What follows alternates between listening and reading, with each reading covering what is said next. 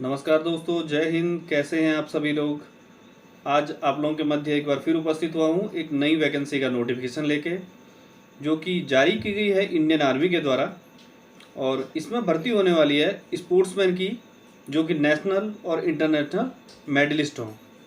दोस्तों, इसमें डायरेक्ट हवलदार और नायब सूबेदार के पदों पर भर्ती की जाएगी। तो आइए दोस्तों, जानते हैं इस नोटिफिकेशन में क्या दिया गया है। आइए दोस्तों, जानते हैं सबसे पहले कि इसमें किन किन स्पोर्ट्समैन के लिए वैकेंसीज दी गई हैं।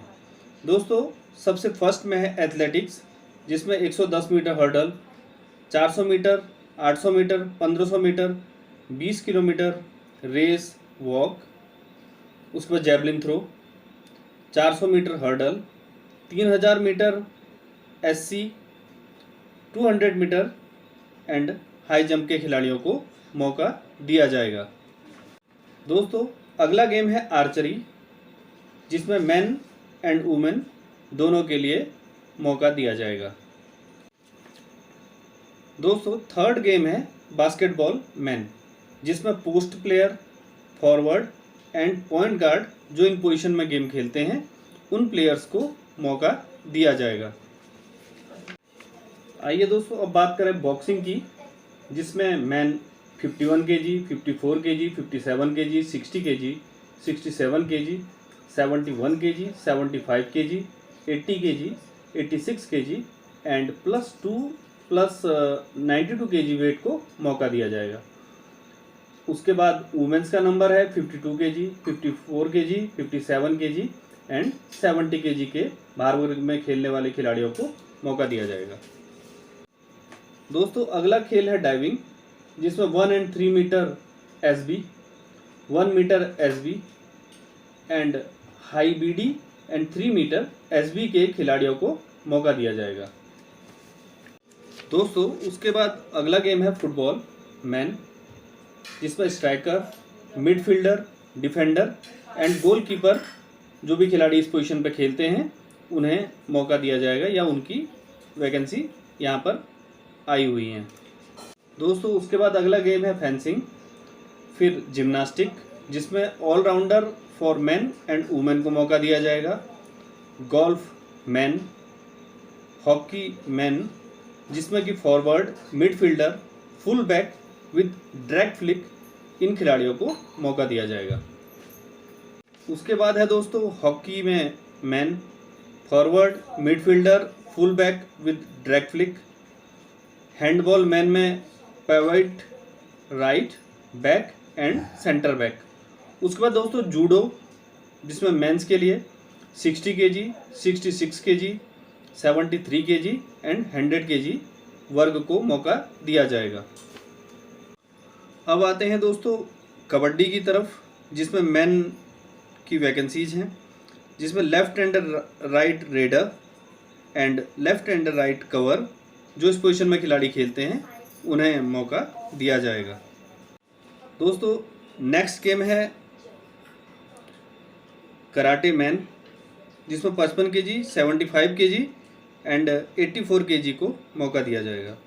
दोस्तों, उसके बाद है swimming, 400, 800 and 1500 metre freestyle, 50, 100, 200 metre breaststroke and 200 and 400 individual medley का गेम जो खेलते हैं उन्हें मौका दिया जाएगा।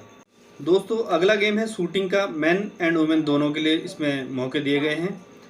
Man and women 50 metre rifle 3P, man and women 10 metre air rifle, man and women 10 metre air pistol, man 25 metre rapid fire pistol से।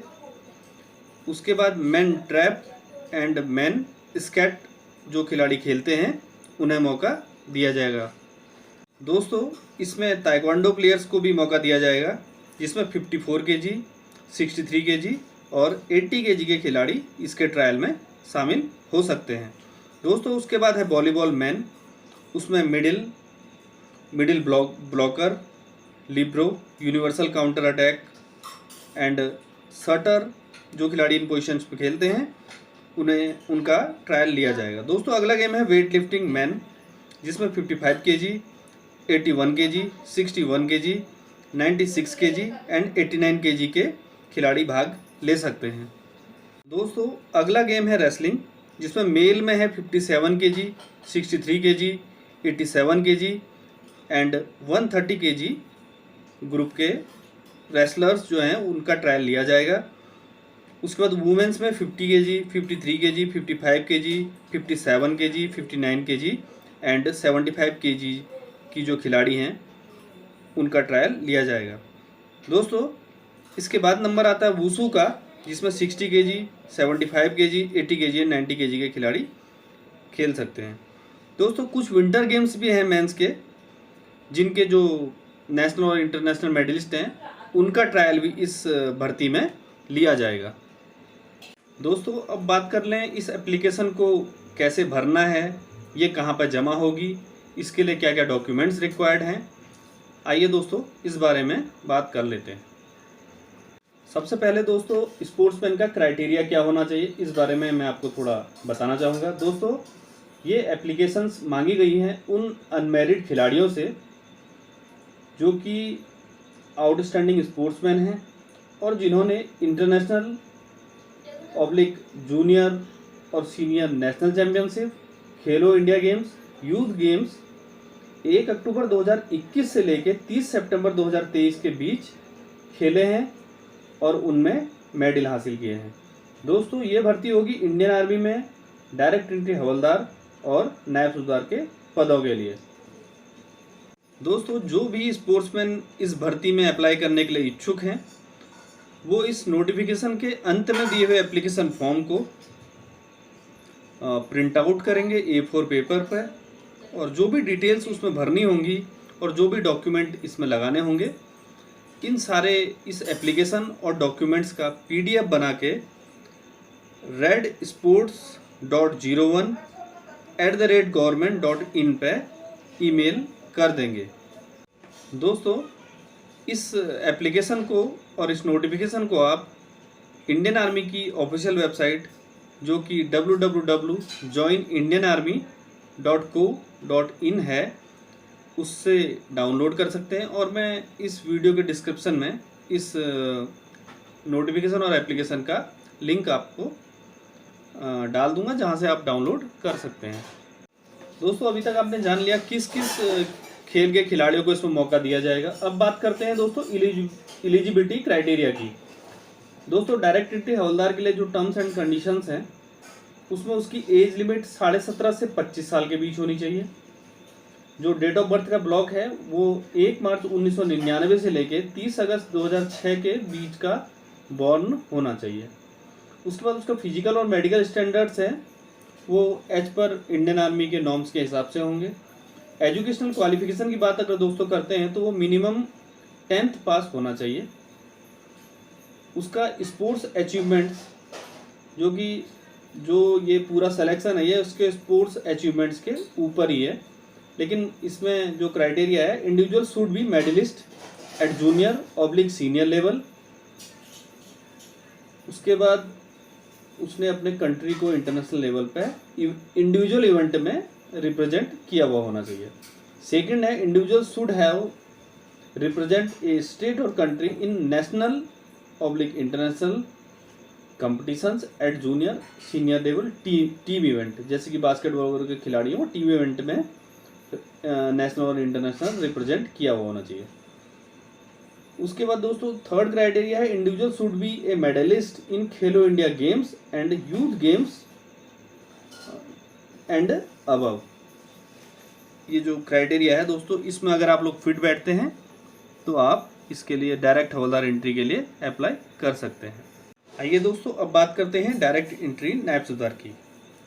Same वही है इसका भी, इसमें एज लिमिट 17.5 से 25 साल के बीच होना चाहिए। उसका डेट ऑफ बर्थ का ब्लॉक है 1 मार्च 1999 यानी 1 मार्च 1999 से 30 अगस्त 2006 के बीच में जो कैंडिडेट है वो बॉर्न होना चाहिए। फिजिकल एंड मेडिकल स्टैंडर्ड्स हैं एज पर आर्मी के नॉर्म्स के हिसाब से। Educational qualification minimum matriculation. अब दोस्तों जैसा कि आप जानते हैं नायब सूबेदार का पद हवलदार से एक पद ऊपर होता है, तो इसके लिए individual should be winner of any medal in world championship oblique Asian championship उसके बाद सेकंड नंबर है individual should be winner of any medal in Asian game. Number third है individual should be winner of any medal in CWG world cup. Number 4 है उसने India को 2 बार या तो Asian games में रिप्रेजेंट किया होना चाहिए, कॉमनवेल्थ में किया होना चाहिए या वर्ल्ड कप में। अगर वो मेडलिस्ट नहीं है, उसने 2 बार रिप्रेजेंट किया होना चाहिए। और लास्ट क्राइटेरिया है इंडिया को ओलंपिक में जिस बंदे ने रिप्रेजेंट किया है वो भी नायब सूबेदार एंट्री के लिए पात्र होगा। अब दोस्तों बात करते हैं उसके मैरिटल स्टेटस की। Only unmarried male and female candidate will be eligible for enrolment as direct entry havildar and naib subedar. यानी दोस्तों सभी कैंडिडेट जो इसके लिए अप्लाई करेंगे उन्हें अनमैरिड होना आवश्यक है।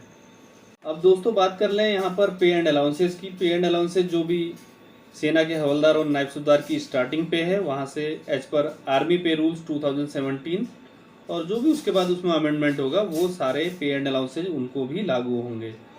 दोस्तों इसमें पेंशन भी है।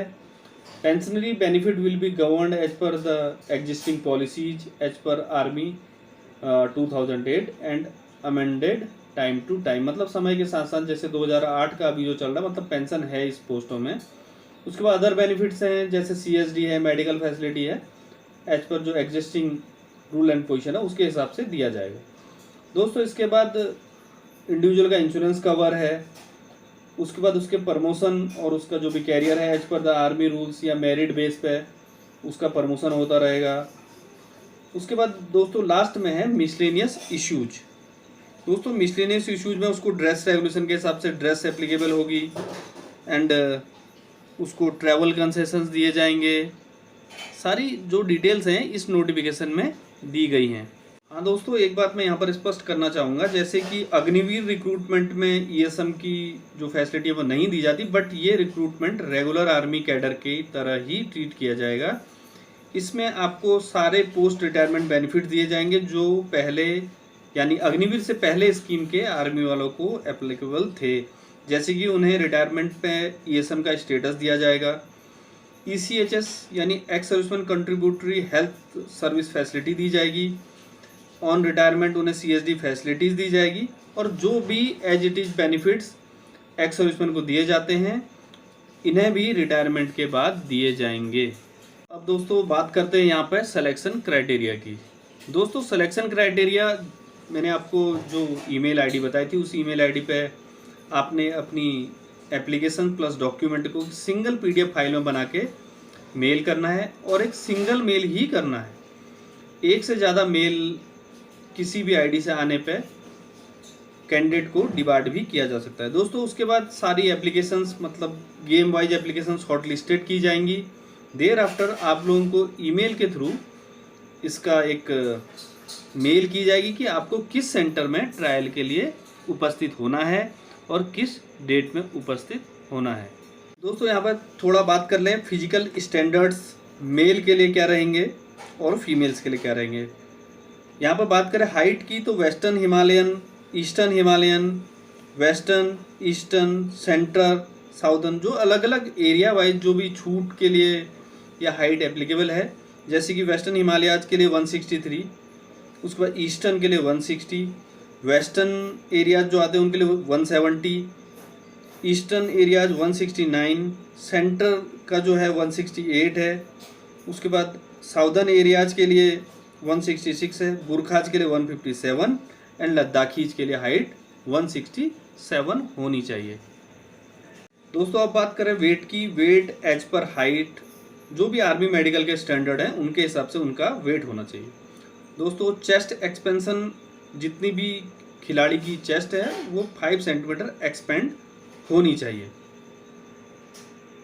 उसके बाद दोस्तों जो फिजिकल फिटनेस टेस्ट होगा मेल्स के लिए उसमें 1.6 किलोमीटर की run need to qualify in 5 minute 45 seconds. Second जो उनका इवेंट होगा 9 फीट डिच, ये भी qualify base. Zig zag balance ये भी नीड टू क्वालिफाई बेस पे इनका टेस्ट लिया जाएगा। अब दोस्तों बात कर ले वुमेन्स की। इनके लिए मिनिमम हाइट है 162 सेंटीमीटर्स। वेट जो कि आर्मी मेडिकल स्टैंडर्ड्स के ऊपर उनकी हाइट के हिसाब से एप्लीकेबल है वो लिया जाएगा। चेस्ट एक्सपेंशन सेम वही 5 सेंटीमीटर का। उसके बाद जो भी स्पेशल रिलैक्सेशन दिया जाता है हाइट के लिए एज पर एरिया, जो मैक्सिमम 4 सेंटीमीटर का दिया जाएगा। जैसे कि गोरखाज हैं, उसको लद्दाखीज़ हैं, उनको जो भी छूट दी जाती है वो दी जाएगी। अब दोस्तों बात कर लें फिजिकल फिटनेस टेस्ट जो फीमेल्स के लिए होने वाला है, उसमें 1.6 किलोमीटर की रनिंग होगी।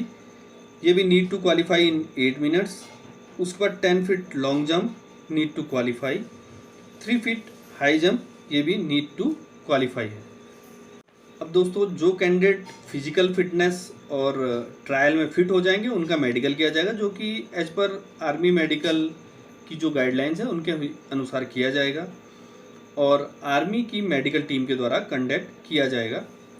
दोस्तों जो भी कैंडिडेट टेम्परेरी अनफिट माने जाते हैं वो एमएच में स्पेशलिस्ट के रिव्यू के लिए विद इन 5 डेज वहाँ पर रिपोर्ट करेंगे, और जो कैंडिडेट परमानेंटली मेडिकली अनफिट माने जाते हैं वो भी रिव्यू के लिए अपील कर सकते हैं।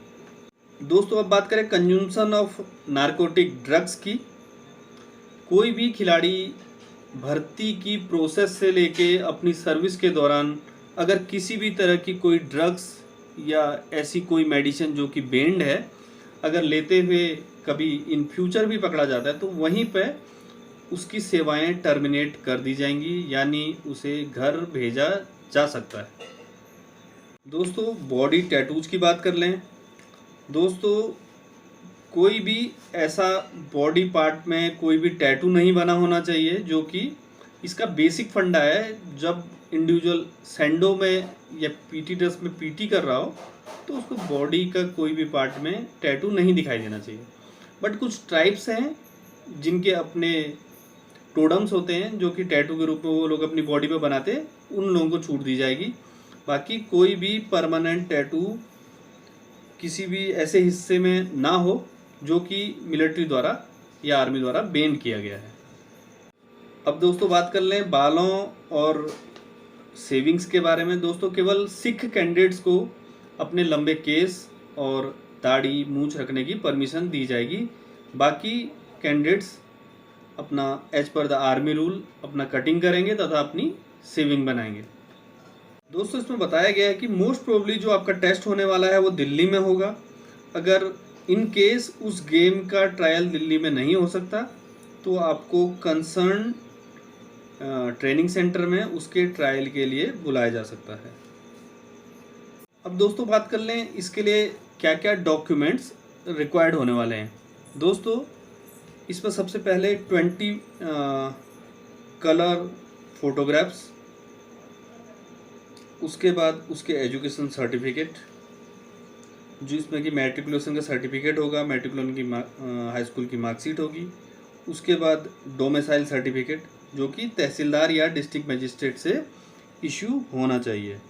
दोस्तों उसके बाद कास्ट सर्टिफिकेट की बात करें वो भी सेम, जो उसकी कंसर्न अथॉरिटी है वही उसे आपको इशू किया हुआ सर्टिफिकेट होना चाहिए।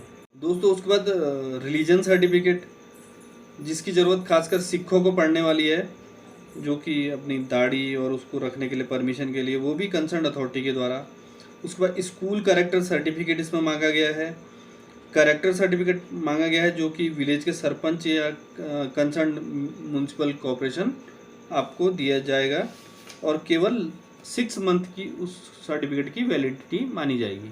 हाँ दोस्तों अनमेरिड सर्टिफिकेट वो भी कंसर्न अथॉरिटी से, मतलब विलेज का सरपंच और म्यूनसिपल कॉर्पोरेशन लिख के देगी कि इंडिविजुअल अनमेरिड है, और वो भी उसकी वैलिडिटी भी लास्ट 6 मंथ ही रखी गई है। और दोस्तों सबसे इम्पोर्टेंट पार्ट है, अगर कोई बंदा किसी ऑर्गेनाइजेशन या किसी डिपार्टमेंट में सर्विस कर रहा है तो वहाँ की एनओसी लाना बहुत ज़रूरी है।